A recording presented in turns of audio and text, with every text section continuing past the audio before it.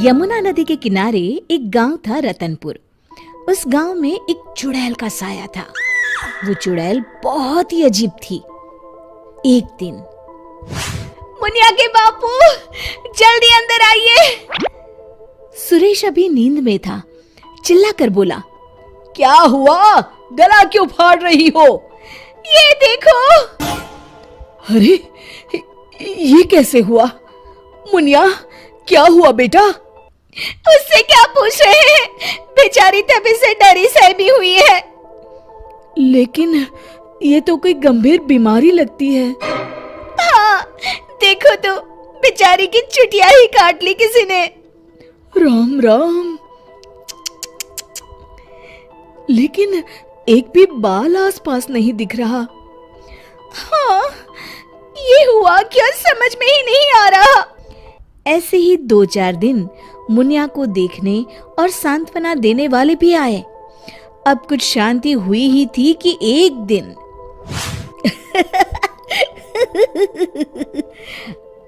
क्या हुआ रामू? तू हंस क्यों रहा है? अरे गागा, वो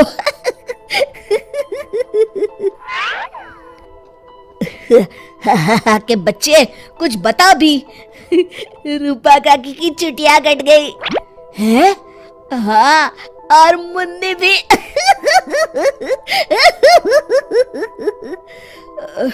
अच्छा, पर काहे? आप भी पूछ लो। चल कर देखता हूँ। क्या हुआ मुन्नी? ये क्या हल्ला मचा हुआ है? तभी मुन्नी बाहर आती है। ये का सुन रहा हूँ? कैसे हुआ सब? अरे का बताएं चच्चा, रात में रोज की तरह खा पी के सोए और सुबह देखे तो अरे राम राम। पहले तो मुझे लगा कोई बीमारी है, लेकिन ये तो लगता है पक्का किसी डायन या चुड़ैल का काम है। अब तो रतनपुर में ये औरतों की चोटी काटे जाने वाली खबरें आम हो गई। अगले ही दिन, सरिता, आज बहुत गर्मी है, मेरा बिस्तर बाहर लगा देना। जी ठीक है। सरिता ने रमेश का बिस्तर बाहर और अपना और चुनिया का आंगन में लगा लिया। रात में रमेश को प्यास लगती है। बड़ी प्यास लगी है, लगता है सरिता ने पानी नहीं रखा। कोई नहीं, खुद ही ले लेता हूँ। अंदर जाने पर वो देखता है कि सरिता के बिस्तर के सिरहाने चुड़ैल खड़ी है। वो एक हाथ से सरिता की चोटी पकड़े हुए है और चाकू से उसकी चोटी काट रही है। वो जोर से चिल्लाया, चुड़ैल, बचाओ बचाओ, चुड़ैल। सरिता और चुनिया उठ गए। गांव वाले भी फौरन आ गए। देखते हैं चुड़ैल हाथ में सरिता की चोटी लिए खड़ी है। भीड़ देखकर वो हंसते हुए बोली,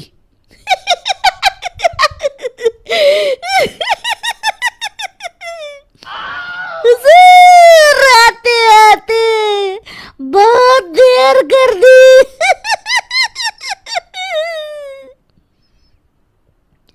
सरिता तो डर के मारे बेहोश हो गई, पर बाल तो जा ही चुके थे। अरे आखिर चाहती क्या हो? पर चुड़ैल उनकी बात अनसुनी करके सरिता की चोटी घुमाते हुए सबकी आंखों के सामने गायब हो गई। चोटी वाली चुड़ैल की खबर जंगल की आग की तरह पूरे गांव में फैल गई और गांव में बातें चलने लगी। मुनवा, सुना है कल तेरी भाभी की भी चोटी चुड़ैल ले गई। हाँ, उन्हीं के घर मिलने जा रहा हूँ। वैसे तो ठीक ही रहा, कम से कम अब सर पर पल्लू तो टिकेगा। हाँ, ये बात सही कही आपने। इतना कह के दोनों वहां से चले गए। इसी तरह चुड़ैल का डर सारे गांव में बढ़ता गया और लोग घर छोड़कर वहां से जाने लगे। तभी कुछ गांव के लोग आपस में बात करने लगे, क्यों ना सरपंच जी के पास चले। हाँ, सरपंच जी ने दुनिया देखी है, कोई ना कोई उपाय ढूंढ ही निकालेंगे। हाँ, चलो। और सभी गांव वाले सरपंच जी के घर पहुंच गए। समस्या सुनकर सरपंच ने कहा, समस्या तो सच में गंभीर है। मेरी अम्मा की भी है, आपके यहाँ भी? हाँ, अब क्या करें, चुड़ैल पर किसी का वश है क्या? कोई तो उपाय होगा सरपंच जी। इसके लिए किसी ओझा से मिलकर बात करनी होगी। तभी मदन बोलता है, अगर हमें अपने गांव से इस चुड़ैल का साया हटाना है तो हमें उसकी चोटी काटनी पड़ेगी। मेरी नानी ने मुझे बताया था कि हर चुड़ैल की शक्ति उसकी चोटी में होती है। अगर हम किसी तरह उसकी चोटी काटने में सफल हो गए तो उससे अपना गांव छुटकारा पा जाएगा। बताओ, कौन जाएगा चुड़ैल के पास? मैं उसे बताऊंगा कि क्या करना है। अरे मदन भैया, हम मुखिया जी के पास आए हैं मदद मांगने, वही जाएंगे। अरे ऐसे कैसे? मैं गया तो गांव कौन संभालेगा? इस रामू को भेज देते हैं। अरे ओ मुखिया, पगला गया है क्या? भरी जवानी में मौत के मुंह में चला जाऊं? तुम सब छोड़ो, मैं चला जाऊंगा। देखो, वो चुड़ैल अपना काम तभी करती है जब कोई सो रहा हो। आज तक कोई जगा हुआ इंसान उसका शिकार नहीं हुआ है ना? हाँ, सो तो है। तो आज रात सभी को जागते रहना है, सिर्फ मैं सोने का नाटक करूंगा।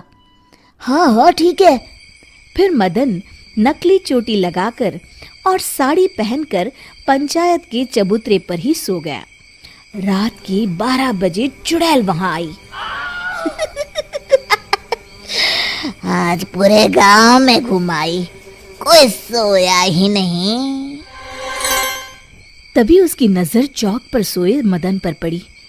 ये औरत यहाँ क्यों सोई है? लगता है घर में झगड़ा हुआ होगा। खैर मुझे क्या, मुझे तो बाल चाहिए। चुड़ैल ने चोटी काटने के लिए जैसे ही चोटी पकड़ी, वो निकलकर उसके हाथ में आ गई। इसके लिए वो तैयार नहीं थी, इसलिए 2 पल के लिए वो कभी चोटी तो कभी चाकू को देखने लगी। इसी समय का फायदा उठाकर मदन ने उसकी चोटी काट ली। पहले तो वो डर गई, फिर भी हिम्मत करके बोली, कौन है तू? बता कौन है तू, नहीं तो मैं तुझे खा जाऊंगी। तेरी चोटी मेरे पास है, तू मेरा कुछ नहीं बिगाड़ सकती। मदन उसकी चोटी दिखाते हुए हंसता है। मेरी चोटी दे दे, दे दे मेरी चोटी, मेरी चोटी दे दे। चीखते हुए मदन की तरफ बढ़ी। हाँ, अगर एक कदम भी आगे बढ़ाया तो मैं अभी इसे जला दूंगा। नहीं नहीं, ऐसा मत करना। नहीं करूंगा, पर एक शर्त पर। हाँ, मुझे तुम्हारी सब शर्तें मंजूर है, बस ये चोटी दे दो। अभी नहीं, पहले ये बताओ तुम इन बालों का क्या करती हो? मैं इन्हें एक कुएं में डाल रही हूँ, उसे भरने के लिए। वो क्यों? जब वो कुआं भर जाएगा तो मैं सबसे शक्तिशाली हो जाऊंगी। चलो वो कुआं मुझे दिखाओ, वहीं तुम्हें तुम्हारी चोटी दे दूंगा। चलो ये चोटी मुझे दे दो, इसकी मदद से हम जल्दी पहुंचेंगे। नहीं नहीं, मुझे जल्दी नहीं, पैदल ही चलते हैं। वो मदन को लेकर चलने लगी और गांव वाले भी जलती हुई मशालें लेकर उसके पीछे पीछे आ गए। सब उसकी गुफा तक पहुंच गए, जहां कुएं के अंदर उसने बाल जमा कर रखे थे।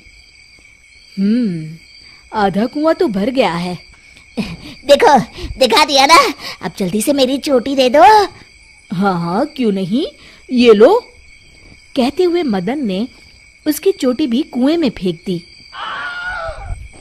अरे बेवकूफ, ये क्या किया? अब मैं इतने बालों में से अपनी चोटी कैसे ढूंढूंगी? वो देखो, बीच में पड़ी है। चुड़ैल कुएं में जाकर अपनी चोटी ढूंढने लगी। उसके कुएं में उतरते ही गांव वालों ने अपनी अपनी मशालें कुएं में फेंक दी।